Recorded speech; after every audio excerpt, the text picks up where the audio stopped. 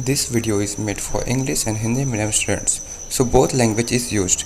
English medium students have to keep patience and watch the video till end. I am 100% sure you will understand properly. Students अब आते हैं chapter 10 का exercise 1 का question number 2।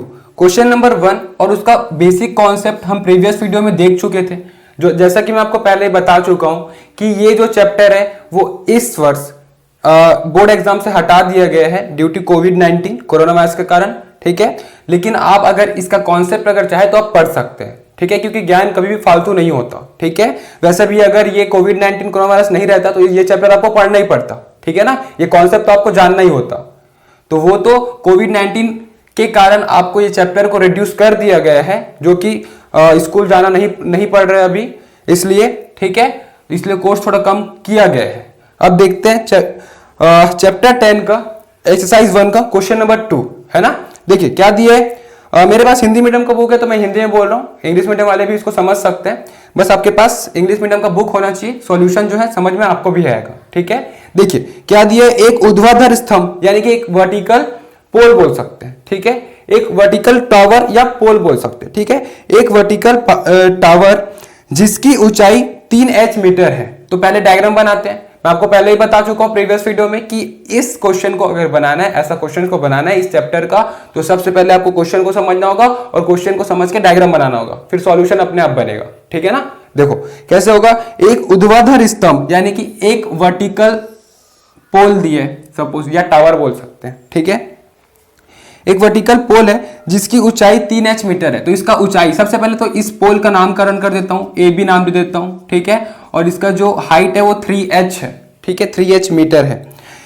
के पाद बिंदु यानी कि जमीन से जो बिंदु लगा हुआ है √3h दूरी पर स्थित है, ठीक है।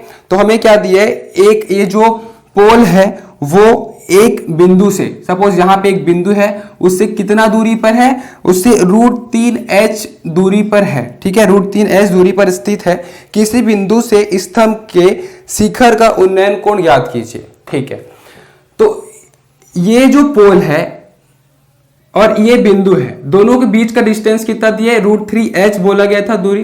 तो यहां से इस शिखर का, ठीक है, किसका, ये पोल के शिखर का टॉप का उन्नयन कोण यानी कि एंगल ऑफ एलिवेशन अपने को फाइंड आउट करना है। और एंगल ऑफ एलिवेशन क्या होता है, नीचे से जो ऊपर देखते हैं, यानी कि अगर इस बिंदु से इस पोल के टॉप का हमें थीटा फाइंड करना है, यानी कि एंगल फाइंड आउट करना है, कोण, ठीक है ना। तो ये अपने को फाइंड आउट करना है, ये दोनों दिया हुआ है, क्लियर है। दो क्वांटिटी तो दिए है ना। तो हम क्या करते थे, क्वेश्चन नंबर 2 का सॉल्यूशन हम कैसे करेंगे। सबसे पहले तो ये देखेंगे कि हम किसको क्या लिए। तो ए बी को हम टावर लिए, हाइट ऑफ टावर लिए, तो लेट हम क्या किए, A B equal to height of tower suppose, ठीक है। और यहां पे कुछ बिंदु का नाम देता हूं सी, ठीक है ना। तो ए सी क्या है, distance between the point and the pole या फिर टावर, हम ऐसा बोल सकते हैं, ठीक है। तो इसको आप लोग लिख लेना, ए सी क्या है, distance between pole and tower, sorry pole and point हम ये बोल देते हैं, ठीक है, क्लियर है। अपने को फाइंड आउट क्या करना है, थीटा को फाइंड आउट करना है, एंगल ऑफ एलिवेशन, ठीक है, ये फाइंड आउट करना है। तो हम यहाँ पे लिखते हैं theta equal to question mark. कैसे फाइंड आउट हो पाएगा, तो सबसे पहले ये देखिए कि क्या क्या दिया रिलेशन और कौन सा ट्रिग्नोमेट्रिक फंक्शन फंस रहे। तो हमें दिया परपेंडिकुलर यानी कि लंब और आधार यानी कि बेस, ये दोनों दिए। तो परपेंडिकुलर और बेस किस में आता है, आधार और लंब किस में आता है, tan थीटा में आता है और cot थीटा में आता है। तो हम tan थीटा को यूज कर लेते हैं, वैसे cot थीटा को भी यूज कर सकते हैं बट tan थीटा को हम यूज कर लेते हैं, ठीक है। तो हम क्या करेंगे, फ्रॉम ट्रायंगल ABC, त्रिभुज ABC से, ठीक है, क्या करेंगे, ट्रायंगल ABC से tan थीटा इक्वल्स टू क्या होता है, परपेंडिकुलर अपॉन बेस यानी कि लंब बटे आधार। तो tan थीटा अपने को फाइंड आउट करना है। परपेंडिकुलर का वैल्यू कितना दिया, लंब का वैल्यू 3h, बेस आधार का वैल्यू कितना दिया, √3h, ठीक है। इसको हम सॉल्व करते हैं। तो देखो ऊपर नीचे h और h कैंसिल हो गया, क्या हो गया, 3/√3। तो ऊपर से 3 है, नीचे में √3 है, तो √3 काटा जा सकता है, कैंसिल आउट हो सकता है, ठीक है ना। तो 3 को हम क्या लिखेंगे, √3 इंटू √3/√3, है ना। ये √3 इंटू √3 क्या होता है, 3 होता है। इसको हम दो भाग में डिवाइड करते हैं, √3 और √3। तो √3 कैंसिल हो गया, एक बच गया √3। ठीक है, तो यहां से हम क्या लिख सकते हैं, tan थीटा इक्वल टू √3 ये लिख सकते हैं। ठीक है, tan थीटा इक्वल टू √3। अब जो कि हमें थीटा का वैल्यू फाइंड आउट करना है, तो √3 कब आता है tan के टेबल में, तो tan 60 डिग्री है ना, tan 60 अंश वर्गमूल 3 होते हैं। तो हम क्या लिखेंगे, tan 60 डिग्री √3 की जगह और tan थीटा, दोनों तरफ tan और tan कैंसिल, तो थीटा का वैल्यू कितना आ गया, 60 डिग्री। तो हम यहाँ पे लिख सकते हैं थीटा इक्वल टू 60 डिग्री। तो जो हमें उन्नयन कोण, angle of elevation find out करना था, वो कितना हो गया, 60 डिग्री। क्लियर है ना, इसे आप लोग नोट कर लीजिए। अब हम आगे बढ़ते हैं इसके अगले क्वेश्चन पर, जो कि है क्वेश्चन नंबर 3। तो क्वेश्चन नंबर 3 बनाने से पहले हम क्या करेंगे कि स्टेप याद करेंगे। कौन से स्टेप से बनता है ये, पहला तो भाई हमको क्वेश्चन समझना है, क्वेश्चन समझ के डायग्राम बनाना है, फिर सॉल्यूशन बनेगा। ठीक है, यही 3 स्टेप तो है। और जितना भी क्वेश्चन होगा सब राइट एंगल ट्रायंगल के ऊपर आधारित होगा, बेस्ड होगा। ठीक है, देखिए क्वेश्चन नंबर 3 क्या दिया होगा, एक पतंग भूमि से, यानी कि एक काइट है, पतंग है, ठीक है, भूमि से 60 मीटर की ऊंचाई पर उड़ रहा है। ठीक है, तो ये काइट है जो कि अर्थ से, ठीक है ना, जमीन से कितना 60 मीटर के ऊंचाई पर उड़ रहा है। तो height of kite suppose A B कर देता हूं, ए ये जमीन हो गया और ये पतंग को हम बी ले लेते हैं। ठीक है, तो जो पतंग जो है वो जमीन से कितना 60 मीटर के ऊंचाई पर है, हाइट पर है। ठीक है, पतंग में लगी डोरी, तो पतंग में रस्सी लगा होगा। ठीक है, भूमि के एक बिंदु पर खूंटी से बंधी हुई है, तो ये पतंग में कोई रस्सी लगा होगा। ठीक है, जो कि इस जमीन पर कोई बिंदु पर ये बंधा हुआ है। ठीक है, तो यहां पे बांध दिया गया है। ठीक है ना, ये दिया हुआ है। भूमि के साथ डोरी का झुकाव 30 अंश है, तो भूमि के साथ यानी कि अलोंग विथ व्हाट, ये अर्थ, ठीक है, जमीन हम बोलेंगे, ये डोरी का झुकाव यानी कि कोण, ठीक है, एंगल ऑफ एलिवेशन बोल सकते हैं, थीटा। क्या दिया हुआ है, थीटा 30 डिग्री दिया हुआ है, ये उन्नयन कोण 30 डिग्री दिया हुआ है, एंगल ऑफ एलिवेशन।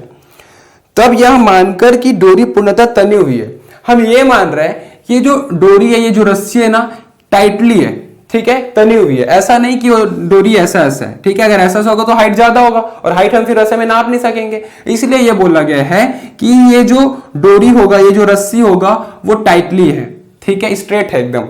और क्या दिया हुआ है कि डोरी पूर्णतः तनी हुई है, उसकी लंबाई ज्ञात कीजिए। अपने को हाइट ऑफ दी, ये रस्सी का अपने को हाइट फाइंड आउट करना होगा। ठीक है, तो हम इसको क्या ले लेते हैं, सपोज इसको नाम कर देते हैं ABC, यानी कि अपने को BC फाइंड आउट करना है। ठीक है, क्लियर है यहां तक।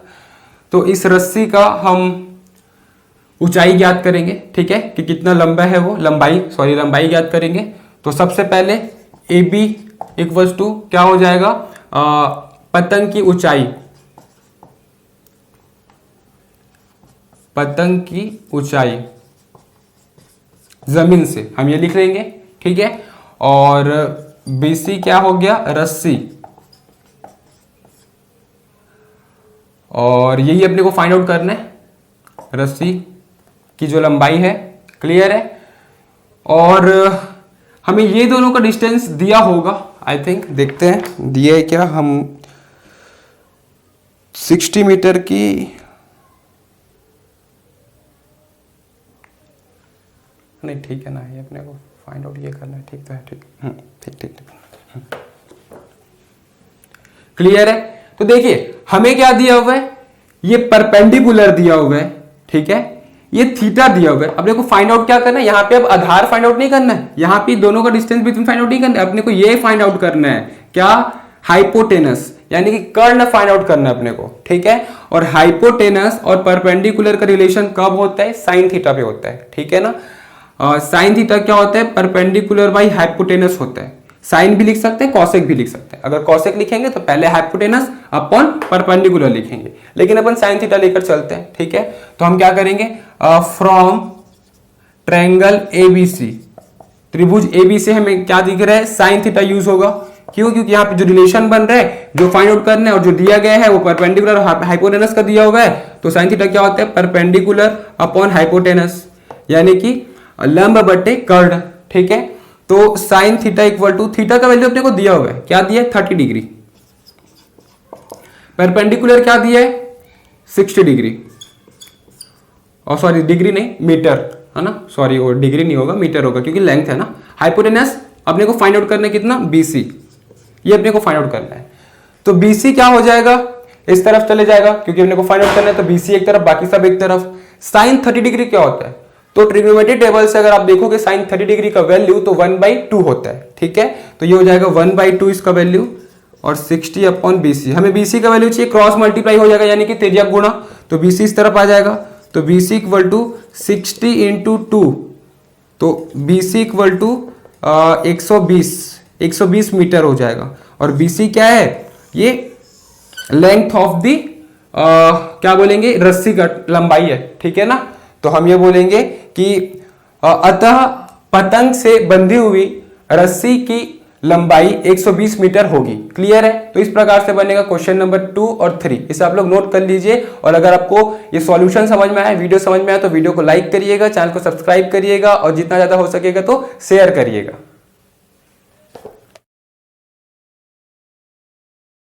इस चैप्टर के नोट्स के लिए नीचे दिए गए डिस्क्रिप्शन बॉक्स पर लिंक दिया गया है, वहां क्लिक करिए, और इस चैप्टर के सभी वीडियोस के लिए ऊपर जो प्लेलिस्ट शो हो रहा है वहां क्लिक करिए, और हमारे इस चैनल को सब्सक्राइब करने के लिए हमारे चैनल के लोगो पर क्लिक करके इस चैनल को सब्सक्राइब करिए। Thank you.